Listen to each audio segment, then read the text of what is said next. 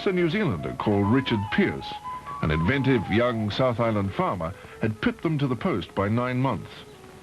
As his sisters related, well, I can't put an exact date, but I think it was between 1903 and 4. I was going to school then, to the Lower Waitui School, riding the pony, and Ethel Bourne, my great mate, she was on hers, and we got talking away. And I said, do you know that my brother Richard flew yesterday?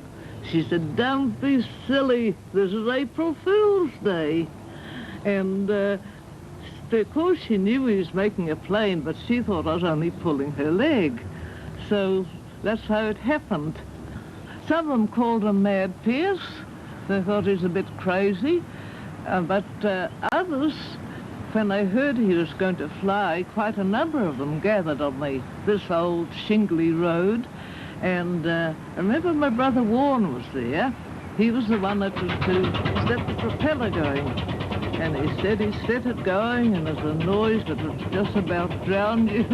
Oh, yes, it's like the cows and the sheep, of course, with this terrific thing. The neighbours next door to them, they had sheep and cattle too.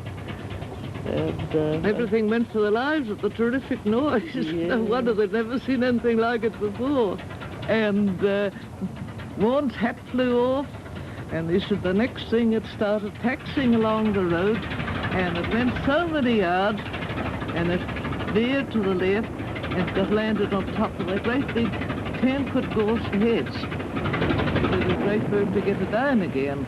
So that was the end of the first flight. But he went so many yards, we couldn't say how many. And so anyway, he had to fix up something before he attempted again. That was only the beginning of things as far as he was concerned. Well, as I told you, he thought he's a little bit round the bend. Quite a big bit round the bend. Yes. And to attempt such a thing as that, it had never been done before. And how much did a farmer know about that?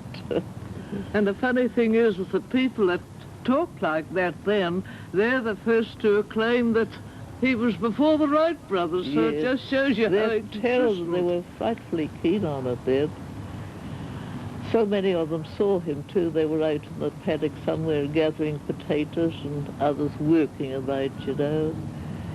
Oh yes, he had quite a crowd. How rumour gets about too in a small country district like that. There's no telephones or anything like that, but one tells the other, and everybody gets to know about it. There's no doubt that Pearse flew. 150 yards, it said, but the date is in dispute. Most of the testimony is linked to happenings in the Waitui and Temuka districts at that time. The failure of the potato crop, the big snow of 1903, the resignation of a local schoolteacher, and such folk memories, unhappily all too fallible. But Pearse was the first person to fly in the British Empire, if that term has any meaning anymore. He was among the very first to fly in the world. He may have been the very first of all.